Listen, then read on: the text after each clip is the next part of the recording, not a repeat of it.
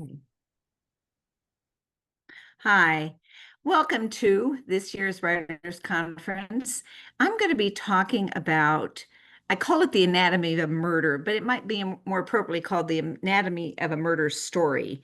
I'm Betsy Logenbaugh. I'm down here in Douglas, Alaska, and I'm the author of two books. Let's see if I can, The Forgotten Murders from Alaska's Capital, which describes 10 stories, historic murders of Juneau and Douglas. Published by Epicenter, as is my second book, which is a novel, Death in the Underworld, based on one of those stories. Not one of the stories in the first book, but one of the stories that we came across when we were researching this.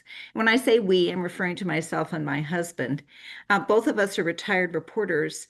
Ed spent a lot more time as a reporter than I did, which might be why he's letting me do all the writing.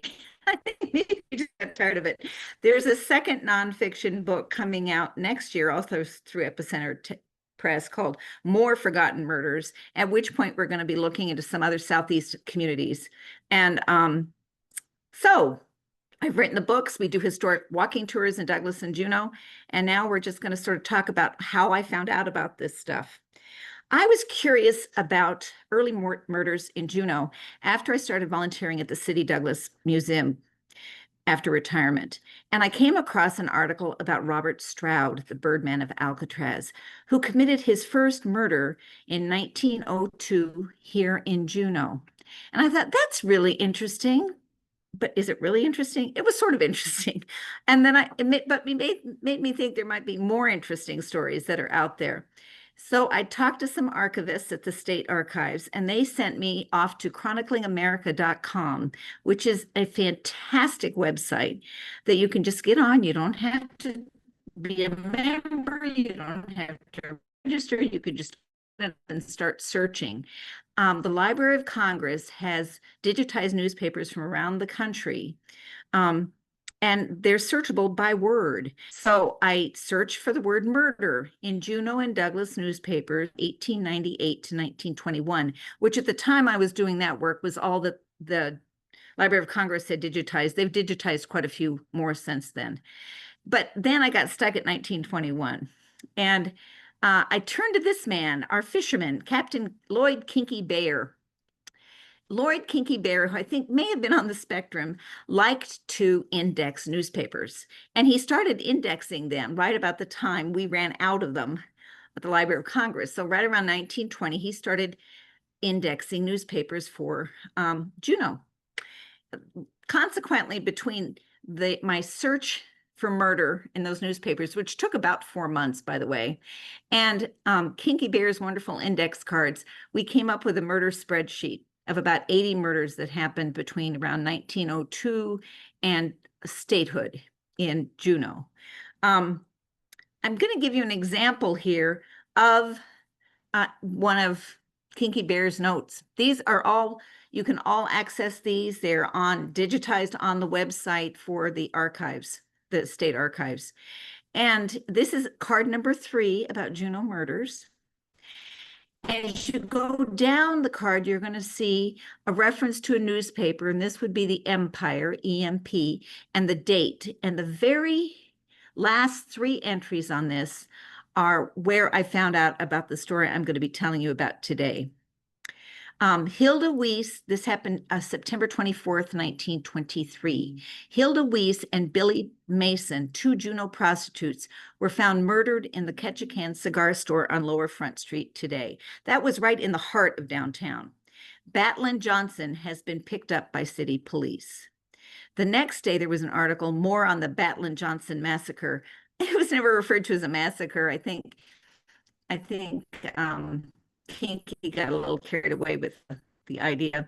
And the last note says Father Riccati denies that Battling Johnson is on the Catholic school staff. He denies it because at this point Johnson's the primary suspect in this killing, and he really wasn't teaching at the Catholic school. He was instead using their gym sometimes to teach bare-fisted pugilism or boxing. So now we have a date. That then sends us over to the to the library, the historic library, because as I mentioned, Chronicling America at the time we started working on this story didn't go up to 1926. So Ed's our expert over there, and he pulls out the microfilm for the Juneau newspaper on the date in question. And sure enough, there's a banner headline, "Double Murders Committed in Front Street Resort, 6 Detained." Now, this is interesting to me because it's the last time I saw the phrase resort used in a newspaper or the word prostitute referring to a local resident. It was not unusual at all for there to be areas in Juneau and Douglas where prostitutes were expected to live and work. This particular place on Front Street was a cigar store, and I have since found out that cigar stores have been used throughout the world as a place, as a euphemism for a brothel, because men went into cigar stores and typically women did not. So not only is there a Ketchikan cigar store on Front Street in Juneau when this murder occurs, there's also a Nanana cigar store. So we keep looking at the newspapers, trying to follow what happens along with who is being arrested and why they're being arrested. And as you see, murder charges were filed against Johnson, Batlin Johnson. Johnson charged with murder of women. He admits he was on the scene. He actually said, yeah, he saw them. He knelt next to their bodies, which is how he got blood all over himself. But then he went out to get help, which of course he didn't go out to get help, which is the reason. He then ended up admitting it and pleading out, which is a whole nother part of the story I'll get into here in a minute.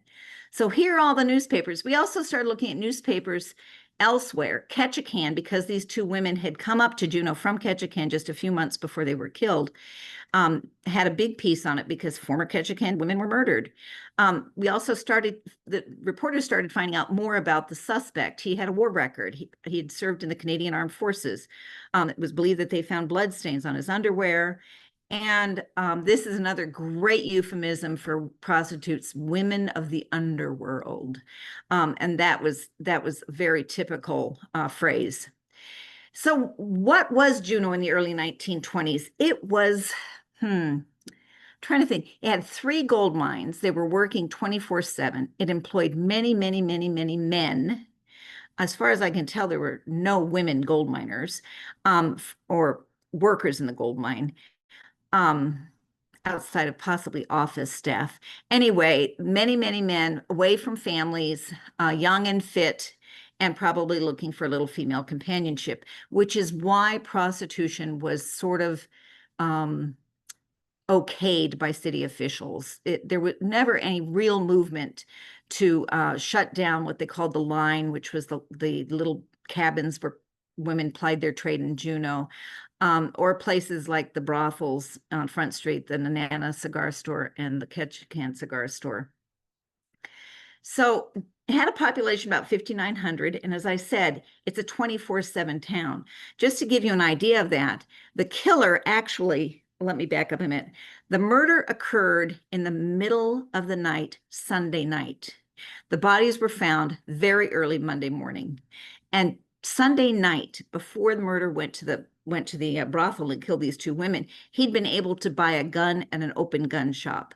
This is on a Sunday night, just to give you an idea of sort of the wide open character of Juneau and time. While Ed is looking at those in the historic archives, looking at court records, sometimes these court records have great amounts. Sometimes they have very little. They might have an indictment. This is actually talks about the coroner's inquest, and that's very unusual to find that in a court record. And the coroner's inquest gave us 3 transcribed witness statements, which I've never seen before or since in a court document. So this was a real treasure for us. J.W. Bennett was the porter at the Ketchikan cigar store and had left a pool hall at, let's see, 1 a.m. and noticed the lights were on over at the Ketchikan cigar store. So he knew that meant the women were open for business. So he decided he'd drop by and see if they needed any coal for the furnace or anything else he could do for them. And when he went by, the door was locked. That's very unusual. If the lights were on, the door was unlocked and the women were entertaining. He had a key. He opened the key and came in and found the two dead women. The older of the women, Hilda, had been beaten, strangled, and shot. Her companion, the much younger Billy Mason, had been shot in the head, and Billy had put her hand up to stop the bullet, as if to stop the bullet, and then dropped it to the ground. The doctor who examined them also testified to the coroner's jury, which was the men who were called out in the middle of the night to find out whether cause of death. Basically, their rule was to find the cause of death. So the doctor examines and says, sure enough, they've been murdered, and very recently, based on what he can see about the condition of the bodies. The final person whose testimony is in this file is an enforcement officer who was one of two enforcement officers who went to the hotel where Johnson was living. Now, why was Johnson even picked? The Nana cigar store owner had told police that she had seen Johnson coming out of the back of the Ketchikan cigar store shortly before the bodies were found. So he's obviously a suspect. So they go up to his room and they knock on the door. He answers it wearing his underwear. Behind him on a radiator is a very wet pair of pants he apparently had scrubbed. It wasn't raining that evening. He had washed them. Below them is a pair of shoes that have also been washed. Both still seem to have some blood on them. And the shoes don't have shoestrings on them. They were thrown out the window and are on the ground behind the hotel. So these are things that we found out just reading this. I found out just reading these transcripts, which was super helpful. The Bureau of Vital Statistics has death certificates, and we found some really interesting information on here too. Now, the woman who had that next door Nana cigar shop was named Ida Allen, and she provided the information about the two women. First of all, she said Luella Bodway was Billy Mason. In other words, Billy Mason was the street name of a woman named Luella Bodway. And I have to tell you, so far, without exception, when we've looked at prostitutes, they've all taken a name that is not their own. So Hilda Weiss, almost certainly that was not her name. Unfortunately, Ida did not know it, but she did know something really important. She knew that Hilda had a daughter, Lena Gilbert, who was living with Hilda's parents in Seattle. And I was able to confirm that going through Ancestry, which was the next thing I did. So I went through Ancestry, found out who Luella Bodway was. She was Canadian, had somehow made her way first to Ketchikan and then to Juneau. And I started finding out a little bit more about our killer, Harry Johnson. At age 10, he had been discharged from a workhouse in a very poor part of London. That meant his entire family most certainly was put in there to just get the minimum amount of food that they could get to stay alive. This was really desperate straits for this child. And he and cousins ended up a few years later emigrating to Canada, where they joined the Canadian Armed Forces. Harry went over and served as a soldier during World War I. This was prior to the U.S. coming into the war. He was wounded, and he was sent back with a small pension because of his wound. He got married. He got married to this woman, Barbara Senft, in Saskatchewan, and somehow in the next year or two got into a big argument with his father-in-law, pulled a gun, and ended up killing his brother-in-law accidentally. It went to trial, and all I can find out is that he was determined to be in the right. It was considered a rightful death because it was self-defense. So I don't know any of the details, but we're talking now about a man who basically got away with murdering someone, claiming it was self-defense. So here's some other sources I went to. Ketchikan historian confirmed Luella and Hilda both worked as prostitutes in Ketchikan. I talked to my contact in Leavenworth, who told me when Harry had come into Leavenworth and when he'd then been transferred to Alcatraz. And then Alcatraz sent me the records, and they had digitized all his records, and they sent me some amazing things. This is one of the two women dead on the floor. This is Luella. As you can see, she has a bloody hand. We don't see her face, which is all to the good. But there's some kind of amazing detail in this image that I find very poignant. The hole in her sock, the phonograph in the corner, and you'll notice the phone on the wall. My guess is our poor porter, Mr. Bennett, did not want to step over his friend, the body of his friend, to call police. So he had gone running outside to call police from a city cafe. The Alcatraz records also tell us a little bit about the kind of trouble that had sent Batlin Johnson to Alcatraz, which was considered the worst of the worst. He'd stolen food, he'd gotten into arguments with people, he had used foul language. So anyway, he ended up in Alcatraz, but he was only there for a couple of years before he was discharged and deported. Now, I want to back up for just a second. We know that he did it. I've told you that. What I haven't told you is that while he was initially charged with first-degree murder, the prosecutor let him plead it down to 2 counts of manslaughter, and the judge sentenced him to 2 life sentences to be served concurrently, not consecutively. So he ended up serving, as you can see here by the date, he ended up serving 12 years of a lifetime sentence before being deported. And we assume released and deported because it says discharged and deported.